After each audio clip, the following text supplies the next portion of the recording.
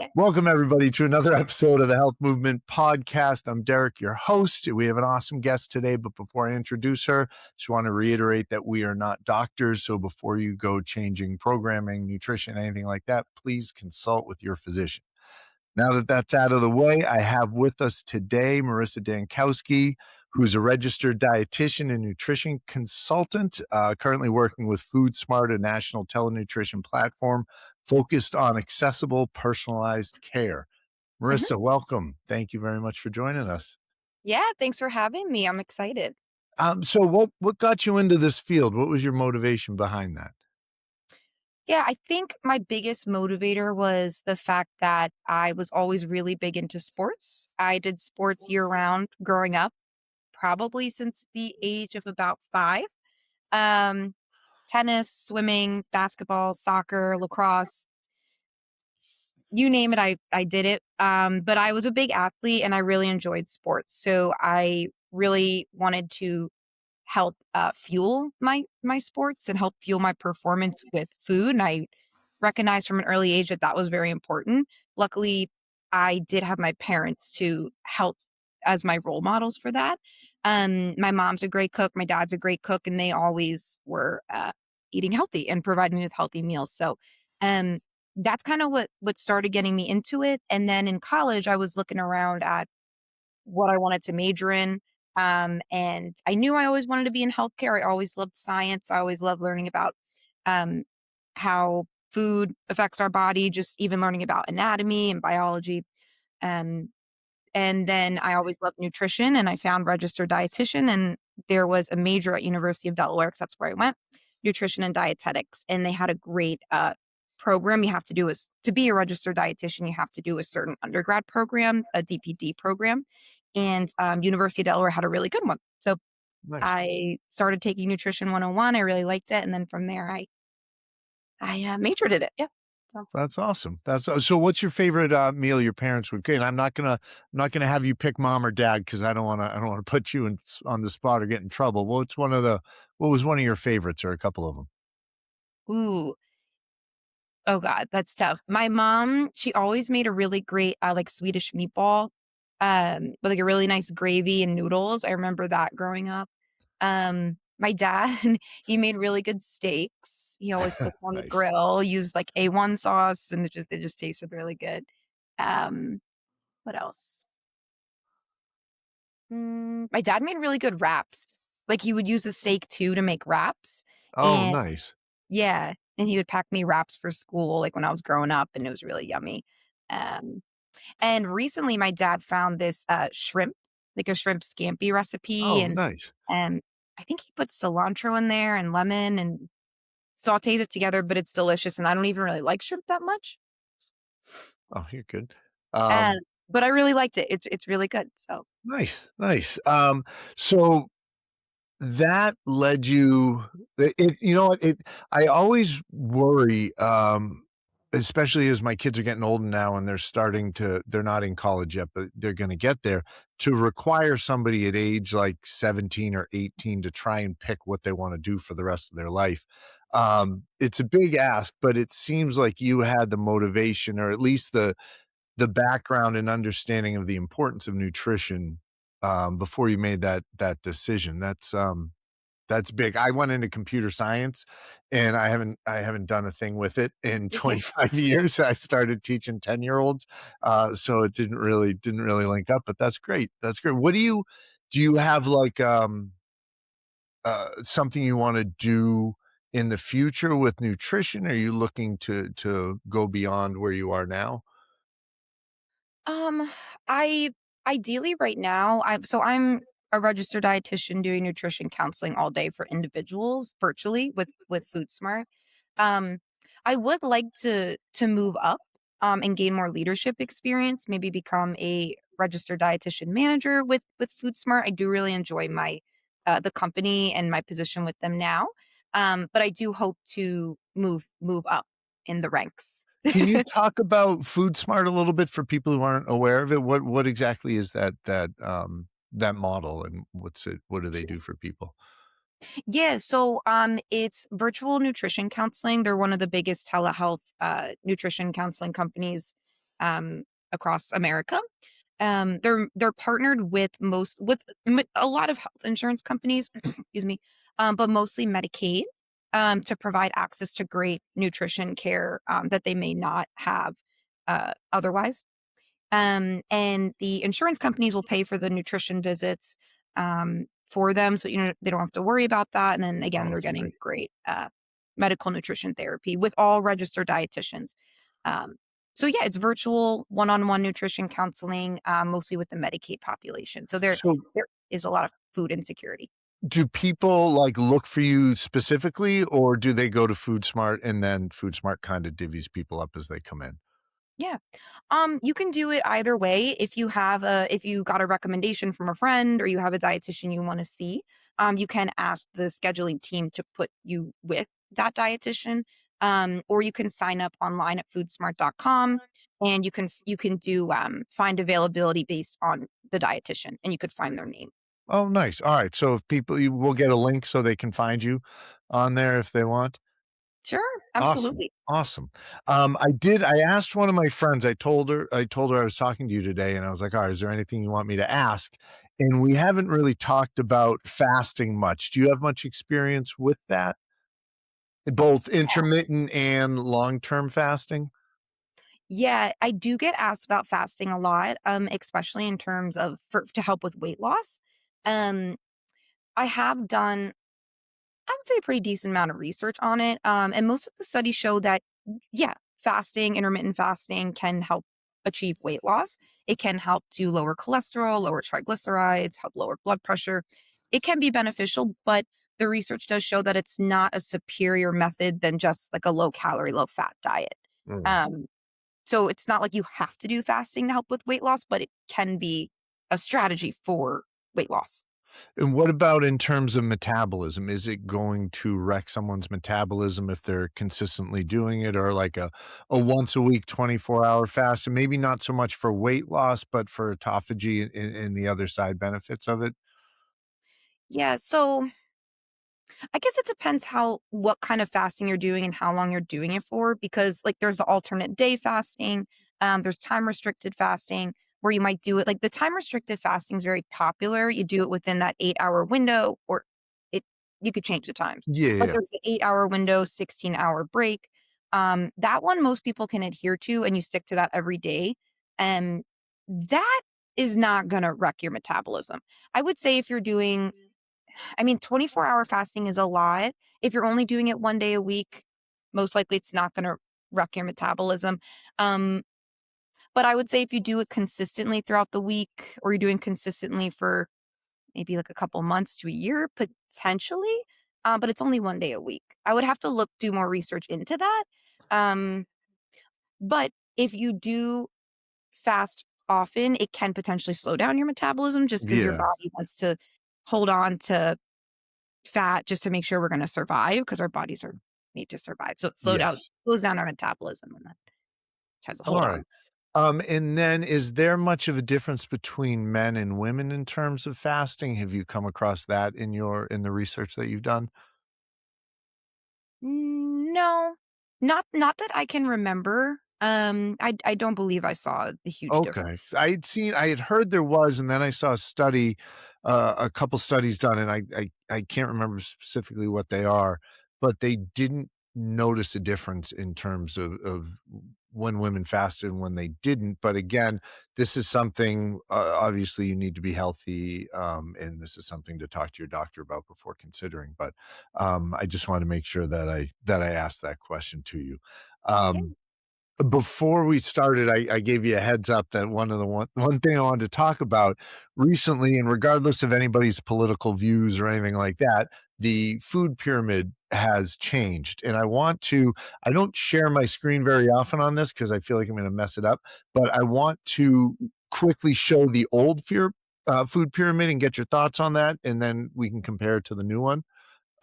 So I'm going to share my screen here. So we're looking right now at the old food pyramid. At the base of it, we have bread, cereal, rice, and pasta. Then we get our servings of fruits and vegetables.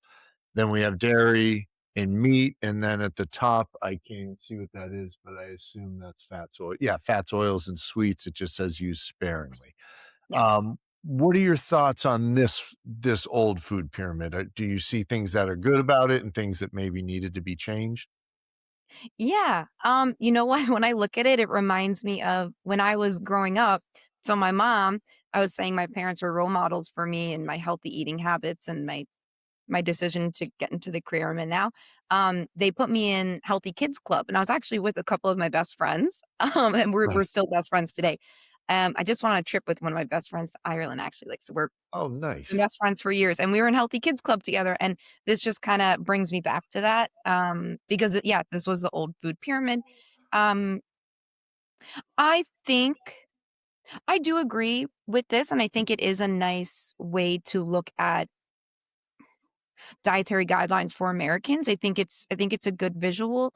However, they did come out with an updated, guidelines for Americans, and they came up with MyPlate, and I do fee and I do use MyPlate still today to teach my patients on a balanced plate and how to put your meals together.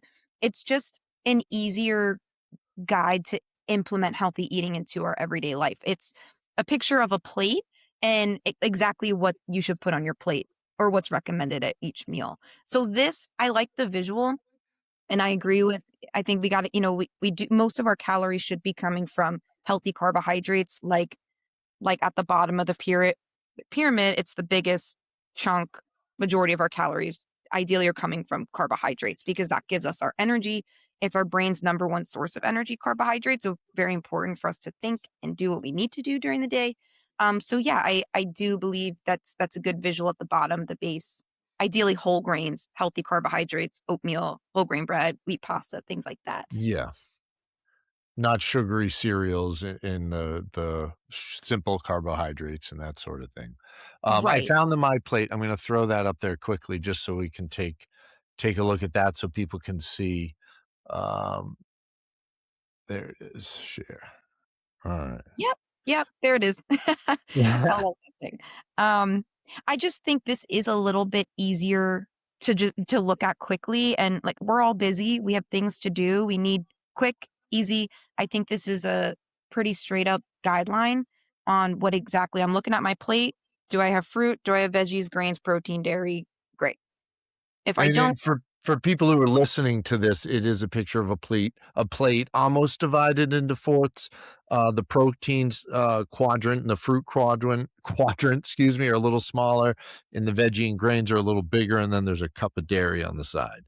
Mhm, So there's that one, and now we're gonna look at the new and improved one, mhm, and that is oh, wait, that's comparing them. Here it is. mhm, mhm, So this is the new one, and for people who can't see at the bottom, they did an upside down pyramid, and at the bottom, the smallest portion is whole grains, and then on the left side, we have protein, dairy, and healthy fats, and on the right side, we have fruits and vegetables. So it looks like an even, distribution of fruits and vegetables versus protein, dairy, and healthy fats. mhm. Yeah. So what I see with this pyramid, I do like that they're putting a big emphasis on fruits and vegetables. I totally agree. We do need to get plenty of fruits and vegetables during the day. You probably hear that all the time. It is extremely important. Lots of fiber, low calorie to help maintain a healthy weight, and lots of vitamins and minerals that our bodies need to function and thrive, not just function, but thrive. So yes, I like that part, how there's a lot of vegetables and fruit. Um, on the left-hand side, you see the protein, dairy, healthy fats. Um, so the one thing that I questioned on this was I do see whole milk there. I do see a stick of butter in the middle, and in years of research has shown that choosing whole fat dairy products after the age of 2 years old, it's recommended to consume full fat dairy until 2 years old. After that, they recommend for everybody to choose reduced fat, low fat dairy options like low fat milk, low fat yogurt, low fat cheese, um, because the whole fat versions are higher in saturated fat. This is unhealthy fat. This has been shown to increase our cholesterol if we eat excessive amounts over time. Cholesterol can clog our arteries, cause a heart attack. We don't want that. Um, so I'm I do question that, why they're putting an emphasis on the whole milk. I know that RFK is recommending, to choose whole foods, and I agree with trying to choose whole foods majority of the time. Um, I think choosing whole foods is a great idea, but we have to also be realistic in this day and age. We're not always gonna choose whole foods, and that's okay. That's okay. Yes, absolutely. And I've tried to do just eating whole foods all the time, and I can't get enough food in. I'm dog sitting for my niece right now, and she just walked in. It's this little tiny she's cute. She's very cute, but she just walked in the room, a little chihuahua. So Oh. yeah, she's cute. It's not fun when I have to walk her outside because I'm 6'3", I'm kind of a big guy, and I have this little tiny peanut of a dog that I have to pick up when we cross the street, so it's a little embarrassing, but she's a sweet dog. But anyway, so looking at the food pyramid, I think the whole foods are great, but you're not gonna get them all the time. I don't think it's realistic. I do, like you said, I found it funny they have just a stick of butter Mhm. um, on there, which was strange. So if this was like reduced fat milk, low fat yogurt, and maybe get rid of the butter, Mhm. and some butter's not bad, but would you feel more comfortable with it in that regard? Yeah, I mean, yes, yes. Yeah, the stick of butter, it's recommended to choose vegetable oil, which I do see over butter to put in our foods and cook 'cause there's healthy fats. So, yes, it just there's so much research showing that butter has so much saturated fat and can clog our arteries. It's just Yeah. interesting. Um, yes, I still think it's not super easy to implement this into our everyday eating patterns. And the whole point, yes, it's a guideline, but I also think it should be easy to implement into our everyday lives and make healthy eating habits. So kind of the same as the old pyramid. I think it's um a little bit tricky in that regard. Um Also, you know what I will say too? There's a really big emphasis just, like, looking at it, it looks like there's a big emphasis on protein, which is great. We do need to get our protein in, it is extremely important, especially for maintaining our muscle mass or growing it, important for our skin health, nails, hair, making hormones in our body, making enzymes in our body to help reactions occur throughout the day. But we do want to try to limit our red meat consumption because, again, saturated fat, it's higher in that. Heart disease is a leading disease in America. Um, so we really want to limit the red meat. And I think this kind of shows it's putting a huge chunk of steak at the top. So if I was looking at this and I didn't know any better, I'd be like, oh, steak? Yeah, I'm just going to eat it every day. It's delicious. But we do wanna limit our red meat consumption. So that would be another concern I had there.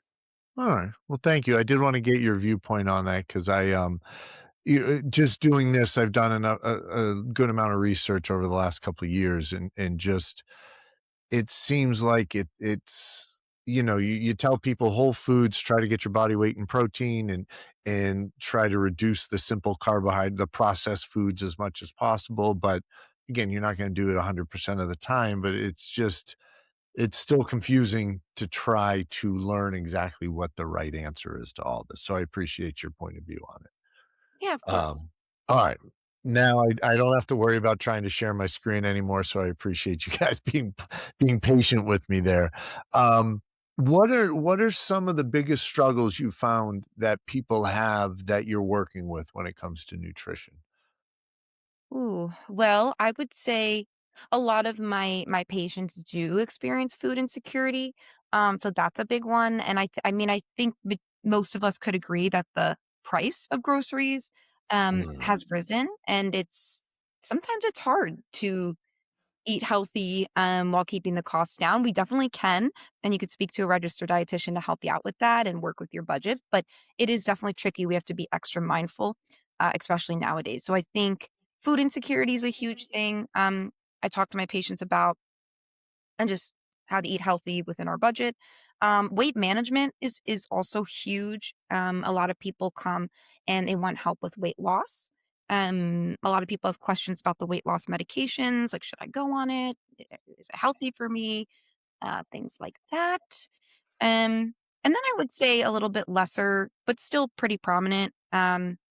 Managing blood pressure through diet, managing cholesterol, lowering triglycerides, managing blood sugar levels, and lowering A1C. Alright.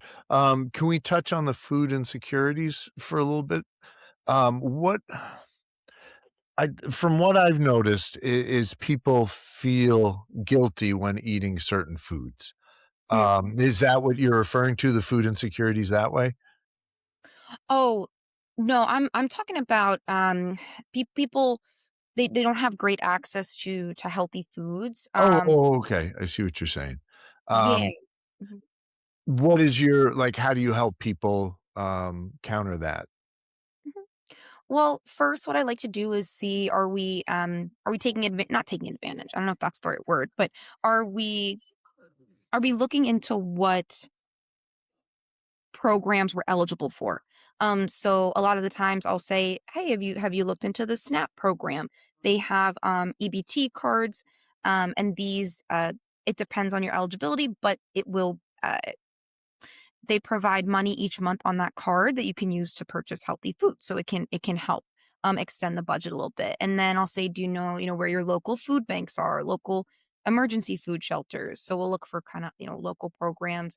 Sometimes there's programs that deliver um, to some of the patients. They deliver like grocery boxes. So yeah, I think the first step is looking for programs that we're eligible for, that we can participate in, and then we talk about, well, what is our monthly food budget? How often do we go food shopping?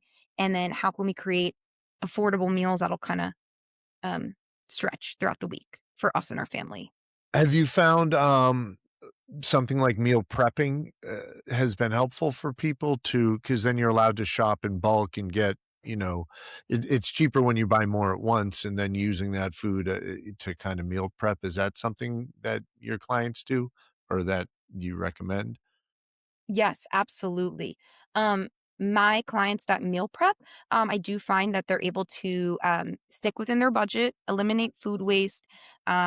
They're able to eat healthier because they're planning what they're going to eat, so they're planning healthy meals. They're having those ingredients already in stock in their home, so they can make the healthy meal. They plan time, they carve time around to make it, so it's not like, oh, last minute I got to run to Chipotle because I don't have anything Yeah. planned. Which is okay. Again, if it happens in moderation, it's okay. But, Yeah. yes, it definitely helps with eating healthy and with sticking within our budget. And then you mentioned weight management, which is a huge thing, and I think the stereo or not the stereotype, but the stigma around talking about it is, I'm criticizing you because of the certain weight that you are at, and that's not the issue. It's the health complications that along with having excess weight on you. So is that something they bring up to you, or do you have to have that uncomfortable conversation sometimes, or do you just you kind of listen to the client and help them wherever they happen to be? Yeah, that's a great question. So typically what I'll do in the beginning of the visit is I'll ask them, do you have any nutrition questions or health concerns that you wanted to talk about with me? Because I really want it to be what my patient or my member, I keep kind of interchangeably using those words. But I whatever my patient wants to focus on and whatever they want to work on is what I want to work on because that's what you're going to be most motivated on. So if your weight doesn't come up, it's okay. Maybe you say, "Oh, I just wanna eat healthier." And that's okay. We could look at a typical day of eating. I can talk about a general healthful diet. We talk about some small goals to start working on. And even if you do have overweight, obesity, but you didn't say you wanna work on weight loss, you just wanna eat healthier, usually those changes of eating healthier can in turn help Yes. with the weight loss. So Yeah, yeah, yeah, that definitely makes sense. Um, if somebody feels like they've exhausted the diets and everything like that, they feel like they've tried everything, how do you help people with the emotional side of things where they're frustrated and feel like they can't do it? yeah, that is a really great point. I do hear that a lot. Um, That's something well, I'll kinda ask, "Hey, what have you tried in the past? What's worked? What hasn't worked?" And then there's a ton of different strategies to help with weight loss. Again, you could talk about it with your doctor, but I definitely encourage a registered dietitian as well. Um, there's a lot of strategies we can use, and I try to just see, okay, if you use this strategy and it worked, why don't we try it again? Or um, you use this strategy and it didn't work, maybe we could try this one. So we just kind of try to find different avenues and see what's going to work. Sometimes it's a little bit of trial and error. I try to just encourage, you're on the right track. You're already at the visit. That may be one of the hardest steps is even just booking the appointment. Um, and then we'll go from there. It might take a little bit of time. And that's okay. But we'll figure it out. You will have the weight loss if you work on it. And I think consistency is a big piece too. Um, I Oh, yeah. I think maybe in the past we might have been doing strategies that we think would work for us. Um, but in reality, maybe it's not sustainable and then we're not consistent with it or we can't um, keep up with what we were doing in the past for long periods of time. So then we kind of fall off, but it wasn't really a great strategy in the beginning. But then we're like disappointed in ourselves. We fell off, but it's not something that we could sustain. Um, so if we're doing like, for example, alternate day fasting, if we're fasting for 24 hours, 2, 3 days a week, I'm not 100% sure that's very sustainable for the Yeah. rest of our lives. Like, I personally would not want to do that. I love eating. No, So, I wouldn't either. I no, would not either. I but I think that hitting on the consistency point is huge, and people are hard on themselves when they try something and it doesn't work, and it a lot of times isn't them, it's an unrealistic expectation that they're gonna be able to continue this forever, exactly. and as soon as you stop whatever the plan is and you go back to eating the way you were before, you're gonna go back to, having the same body composition or there are health issues or whatever it happens to be. So I think this is what you said at the beginning, that is this a program that's covered by insurance for most people, or how does that work? So, we are partnered mostly with Medicaid health insurance companies. However, I will say we are partnered with other health insurance companies. So, I know, for example, Cigna. Cigna we're partnered with. Um, shoot, Well, that's right. This is I something we can't remember can the other ones. yeah, people can look and see, but this could be an option that people don't even know is really out there, which would be phenomenal, even if it's at, like, a discounted rate or even not, the best investment you can make is the one in your health, True. in the long run, because you're either gonna pay for it now or you're gonna pay for it in 10 years, and you're gonna be feeling awful then. You might as well feel great for the 10 years and do a much smaller investment now if that's actually what it happens to be. Um, but I think that's amazing and definitely something that people should look into. And I'll try to post. I'll look into what companies FoodSmart works with and see if I can post that too in Sure. the details. Um, Yeah, I think it's on the FoodSmart website. It should be like see if your health insurance covers, and then there should be a drop down menu, and you could see all the ones. oh, Also, awesome. too, of course, I want to see all you guys if I can. But if your insurance doesn't cover at FoodSmart, you can always go into your health insurance like app or website, and then type in registered dietitian. Like look for care, registered dietitian, and then it should come up who would be in network if you. Oh, that's incredible. That's incredible. Yeah, Um, there's so many things out there that people don't realize that, could be helpful, so I'm really glad that you've come on to help and kinda spread that, Marissa, I appreciate that. of Is course. there what do you find is the most difficult thing overall, either for you or for some of the clients that you work with in terms of building this lifestyle, to be healthy? Yeah, I think. One thing I find to be challenging is, not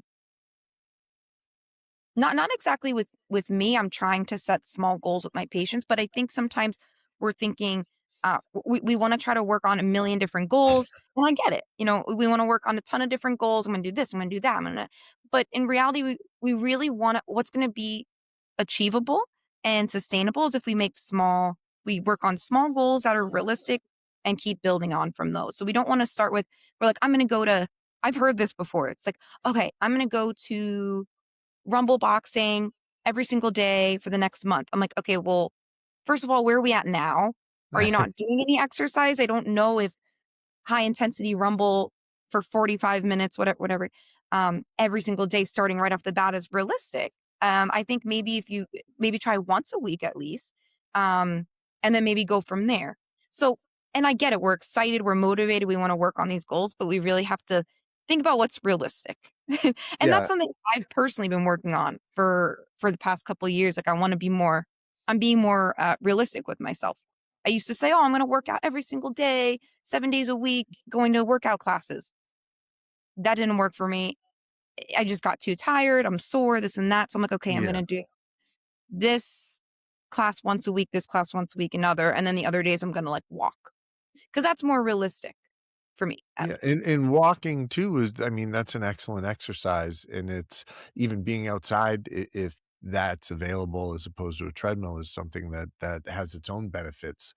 But you're I love that you said that, and I've had the pleasure and been fortunate enough to talk to a few habit oh, yeah, I see the she's chihuahua. yeah, yeah, she's right here. She, was Hey. whining to jump up, so, um but I've spoken to some habit coaches, and that's the biggest thing is pick one thing to work on now. Set a time frame that you're gonna try to build that habit, and then once that becomes a habit, you can add something else to it, but, we all want everything right away, especially when you have all this information, and I think maybe that's one of the harder or one of the negatives of having information at our fingertips now. We can learn whatever we want, whenever we want, whereas before it would be much more difficult. But now we want to implement everything. Whereas before it would be like, all right, it's going to take me a while to figure this out. Let me take my time to implement it, and then I'll learn something else afterwards. So I think that's a huge piece of advice. Find one thing to work on, wait till that is a habit, and then add to it. Yeah, Mhm. Well, absolutely. Marissa, well, I just want to thank you so much for coming on. I don't want to steal any more of your time tonight. How can people get in touch with you? What's the best way? And I'll throw everything in the description for the show. Sure. Yeah, so you can email me at my work email. It's my first name, period, last name at foodsmart.com. I also do have a personal work number. Um, I do see patients all day, so I try to get back to you as quick as I can, but my number is 650-260-6227. All right, awesome. And then, do people ever reach out on any social media networks, or do you try to keep it all in Food Smart? Yeah, for the most part, I try to keep it all at Foodsmart, but I also do have a LinkedIn. You can look up Marissa Dankosky. My background's like really bright fruit. Um, That's how I found you. The yeah, background popped. Yeah, I'll exactly. agree there. I love that picture. Yeah. But yeah, you can also like message me on LinkedIn as well. Um, yeah, yeah. Awesome, awesome. Well, thank you so much for taking the time, and everybody listening, I really appreciate you taking your time and listening to the conversation, and we will catch you in the next one. Thank you. All right.